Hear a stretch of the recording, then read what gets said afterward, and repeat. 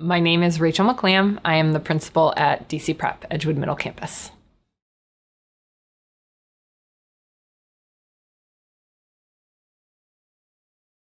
My history with EMC. I have been here 9 years. This is my third year in the principal role. And I was originally hired as a science and social studies teacher for fifth grade, but moved into math over the summer because our math teacher quit and I loved to teach math. So the principal at the time, Katie Severin, asked if I would move and teach math, which was the best decision I ever made because I loved it. And I was in that role for 3 years. I was our math department chair. I was our assistant principal for 3 years, and then now in the principal role for 3.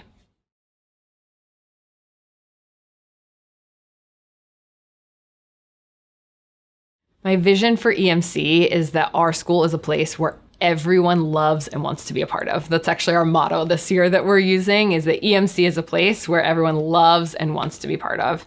And that's true for our students, our staff, and our families. I think for our staff, we believe really strongly that adult culture shapes student culture. So if our adults really want to be part of our community, that's going to translate to our kids. And for our students, in practice, it means 3 things. We want our classrooms to be joyous. We want to create joyous learning environments where kids really love being part of. They feel part of their community. They feel safe to take risks. We do that through what we call proactive culture creation. So our teachers think really carefully about what is the culture I want to build in my room, and spend a lot of time establishing that and really teaching it to kids, because if kids really understand what is expected of them and know what the environment they're walking into, they can meet those expectations. And then we focus a lot on how adults establish relationships with kids as learners. So really getting to know our kids as learners, their strengths, their areas of growth, so that they can provide strong feedback, both positive. We want adults to be celebrating kids all the time, and constructive, because it's in service of our organization-wide mission around closing the achievement gap and allowing every student in our building to graduate with both the personal character and academic preparation to succeed in high school and college. So those 2 things go hand in hand, right? If you have a place where people love and want to be, then they feel safe to take academic risks. They feel safe to push themselves, to try that really hard problem that they didn't know they could get. In order to leave on grade level, leave ready to succeed in high school and college and beyond, with the creative thinking and the problem solving skills that is going to serve them.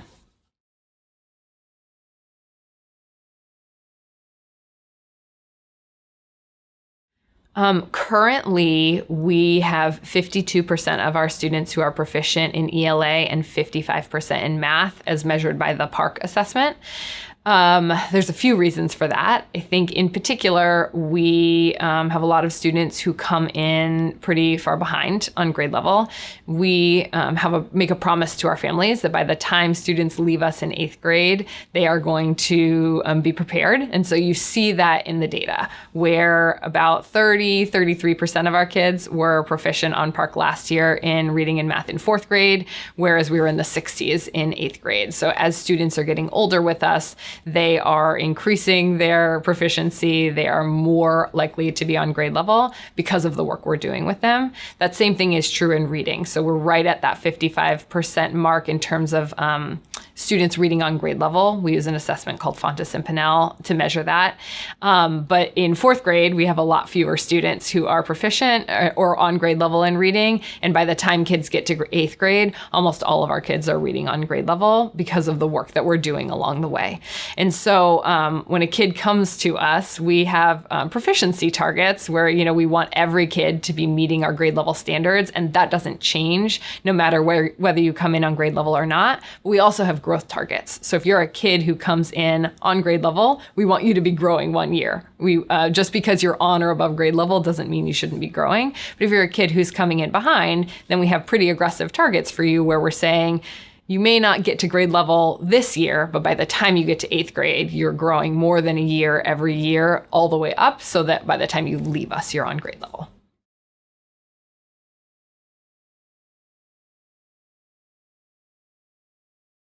I believe I am absolutely responsible for the academic growth of our students in our building.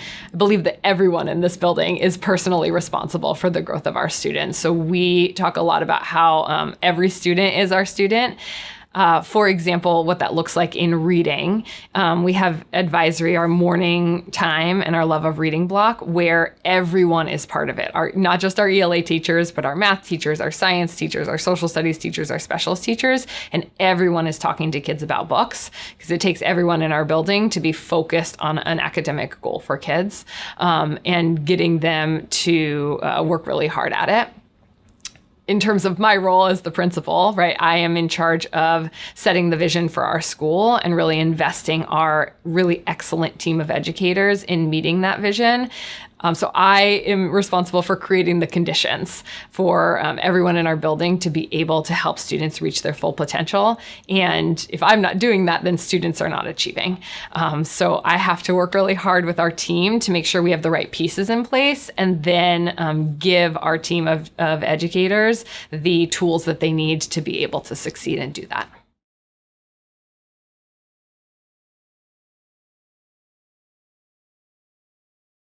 My academic expectations of my students. First and foremost, it's that kids love learning. We can't do anything with kids if they aren't coming into our building every day, really loving the content and being ready to do really hard work. And you can't do really hard work if you don't love to learn. And so that is what we talk about a lot. To go back to reading, to thinking about reading, a primary goal we have is that students love to read. And they really enjoy books and they love reading, because they're not going to make growth if they don't. I think on a really concrete level, our academic expectations for kids is that they are meeting grade level standards. So we align our curriculum to the Common Core. We talk a lot about standards in every planning meeting every week. Teachers are diving into the standards to say what is expected of sixth graders in ELA when they're reading nonfiction text, because no matter where a kid is, we believe that they can achieve, and we believe that if we set the bar high and we support them along the way, they're going to get there.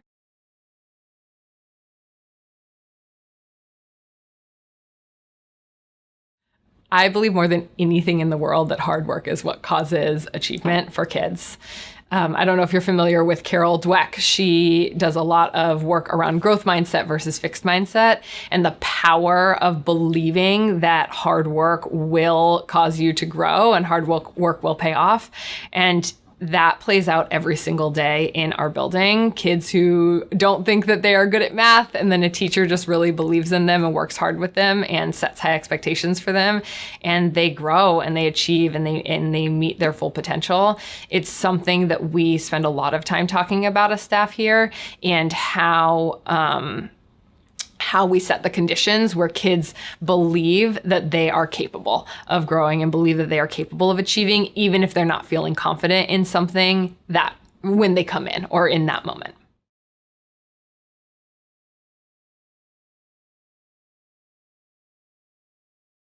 We have a few ways that we keep track of academic progress throughout the year. So on a larger scale level, we take 4 interim assessments in math and ELA across the year that benchmark where kids are. We work with an outside organization to do that, and we've found that it's pretty well aligned to how students are going to do on PARC, on our state assessment. And we spend a lot of time looking at that data to say, how are kids doing right now, setting reteach plans and targets for them for where we want them to get on the next assessment. I think in an ongoing way, though, we have in-house formative assessments and summative assessments that are tied to each unit that teachers analyze every single week in planning meetings. So by the time we get to those interim assessments, it shouldn't be a surprise where kids are performing, because we're constantly looking at the data and saying, what are our kids getting? Where are their gaps? And how do we want to address those? We do a similar thing with reading level growth, because what we've found is that student reading levels are one of the primary predictors of whether students are going to be successful on the PARCC assessment and successful in high school and successful in college, because you have to be able to read really complex text to be able to go into a college philosophy class and understand what you're reading, right? When you're reading Plato and Socrates. And so we focus a lot on that, and we do a similar benchmarking. So students take the Fontes and Pinnell reading assessment, which is an A to Z reading assessment 4 times a year.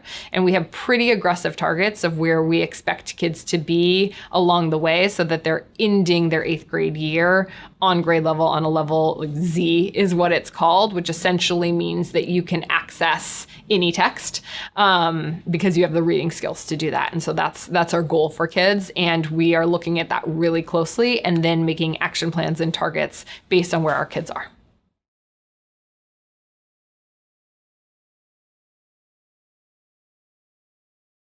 Behaviorally, we expect that every student in our building supports us to create a focused, productive, and safe learning environment. And when I talk about safe, I mean both emotionally and physically safe. I think physical safety is something that is, a non-negotiable. We also, though, talk a lot about emotional safety. We have really high expectations for our kids, and we really push kids to do rigorous work. And in order to do that, in order to be a kid who comes into a classroom and is ready to take an academic risk, I have to know that my peers are not going to make fun of me if I make a mistake or if I get an answer wrong. And so we spend a lot of time on those kinds of expectations for kids. Concretely, we have 5 rules that we ask kids to follow that support us in achieving that cultural vision for our students. We ask kids to be safe at all times with their bodies, their hands, their feet. We ask kids to follow instructions from all adults in the building. I've got to follow instructions from my teacher if we're going to get through the content we have to get through. We ask students to maintain their personal belongings appropriately and also the belongings of our school. So for example, if we're using Chromebooks together as a class, we expect that students are going to maintain those materials appropriately. We ask that students engage in all classwork throughout the day, and that includes pushing themselves even if they are at a frustration level, and teachers are there to support them, but that we stay in it and we stay focused, because that's going to be what helps us make the academic growth that we're looking for. And then we ask students to consider their action and the impact on others in the community. And so that's when I'm talking about emotional safety. My actions will impact how someone else is able to access their learning, and I have to be cognizant of that as a kid in a classroom, because we create a classroom environment and a classroom community where we're all working together toward a common goal. We also have non-cognitive skills that we work with kids on. Those are not like rules, right, that students are expected to follow, but they are skills that we are working to build over time with kids from preschool all the way through 8th grade. And what they look like shifts when you get to older grades versus younger grades, but they're things that we believe are lifelong skills that we're all working on. So advocating for yourself or others, contributing to group activities. What that looks like in a science lesson when you're doing an experiment is different than when you're in a kindergarten classroom, but we're always working on contributing to group activities. Speaking and listening to others, using emotional management strategies, what happens when I'm at that frustration tolerance, skills like that help to create the kind of learning environment and help to support the behavioral expectations that we are looking for from kids, all in service of that academic growth and in service of becoming problem solvers and kids who can really tackle the world, right, as they get into high school and college. Those non-cognitive skills in particular are what are going to allow a student to get to a hard class in college or get to a really complex problem when they're in the workplace and be able to tackle it and be able to problem solve it.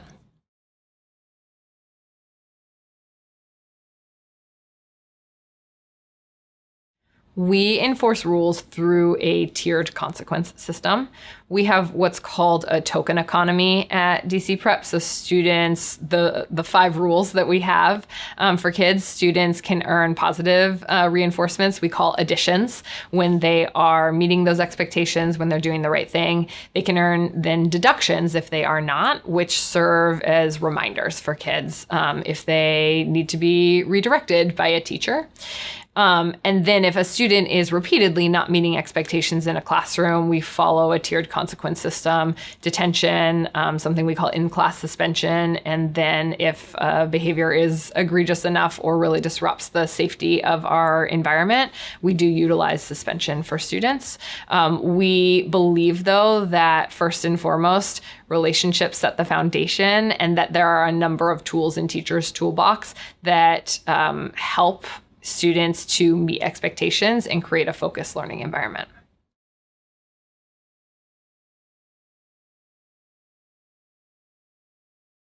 We have lots of opportunities to reward good behavior with kids. We believe that having fun at school is really important. In order for students to do the hard work that we're asking them to do every day, they also need to have fun in the building. And so we do a number of different things that celebrate kids for making good choices and doing the right thing. On a weekly basis, we have a school store where students can spend their additions that they earn and buy items in the school store. And then on a periodic basis, our teachers will run what we call bids. So around the holidays, the teacher might do gingerbread house making with kids, and they can buy into that or they can bid for it, and the highest bidder will win. And that's a way they can spend their additions. We also, on a weekly basis, have something called Wonderful Wednesday. And so kids who are remaining consequence-free from that Wednesday to the following Tuesday are eligible to choose an activity, a preferred activity that they want to do. So we'll do recess outside, we'll do minute to win it games, and kids can pick where they want to go. In the last 30 minutes of the day on Wednesday, before we dismiss, because we dismiss early that day, kids get to do that activity and choose it. We also do bigger ticket incentives for kids. So for example, leading up to Thanksgiving, we always do a skating trip for kids. And if you are on time and here in the building and earning very few consequences, then you get to go skating because those are really important things, right? You have to be here in the building in order to be accessing the learning that we want kids to be doing. So we will run those periodically throughout the year as well.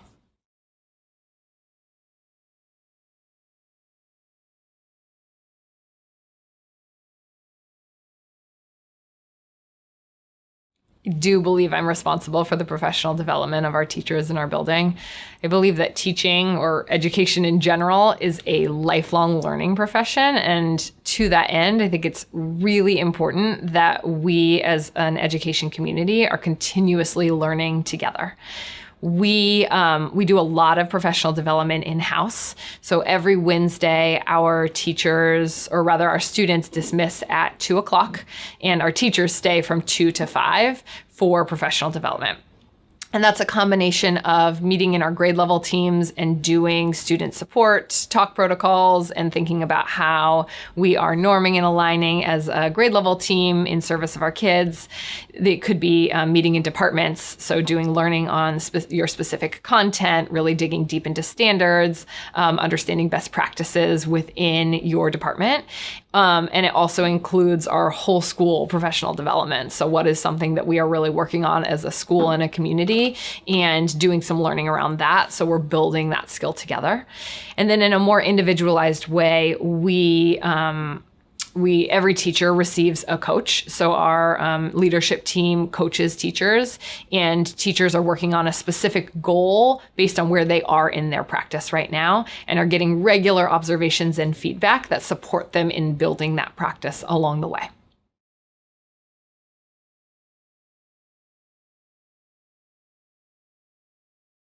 If we have a teacher vacancy, first and foremost, we're going to recruit widely to find someone as quickly as possible to fill the role. I think to that end, though, I would say that we do not hire people just to hire people. We look for the best people to be part of our community and our school and in service of our students. So if we are faced with a vacancy, then I would rather create a plan where our excellent team is coming together and teaching our kids in the meantime so that they are getting the best education possible and we're fulfilling our promise to them. But we're going to look for the right person to fill that role and obviously fill it as quickly as we can so that we have our staff at full capacity for our kids.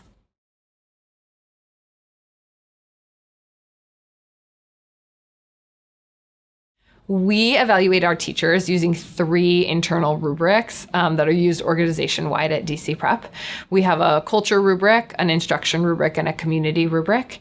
And those are the same rubrics that teachers use in coaching across the year. So we believe really strongly that knowing where you are and using the same tools that you're evaluated on throughout the year is what creates the conditions for growth and allows people to be really clear on where are my strengths and where are my areas for improvement. And in December is when we meet for mid-year evaluations, and that's our formal evaluation process for our teachers. And we put those intentionally in December because just like for our kids, we believe in growth for our adults too.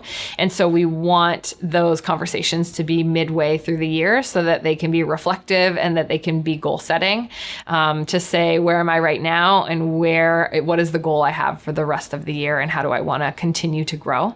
And then we meet again at the end of the year to reflect on how that went. And so teachers are constantly engaging in reflective conversations about their practice and constantly working to improve their practice along the way.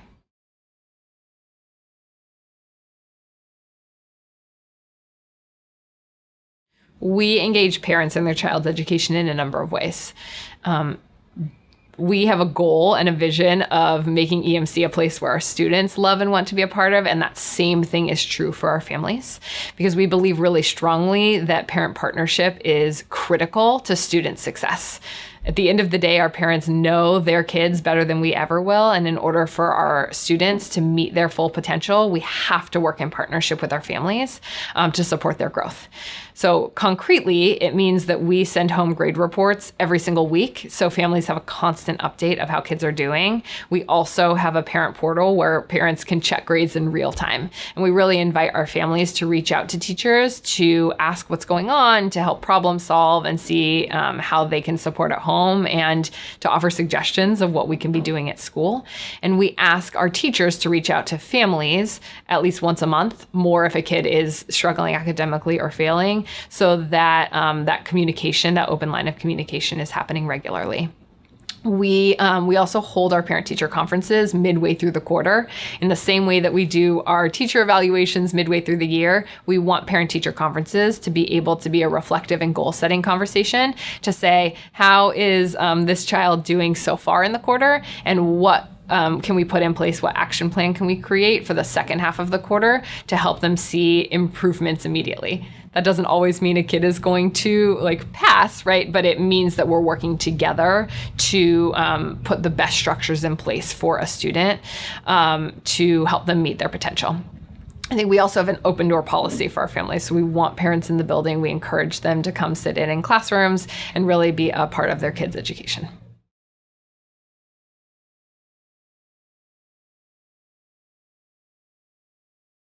I am available at any time to talk to parents. My schedule is obviously very busy, so I ask that if families want to talk to me, that they set up a meeting to do so.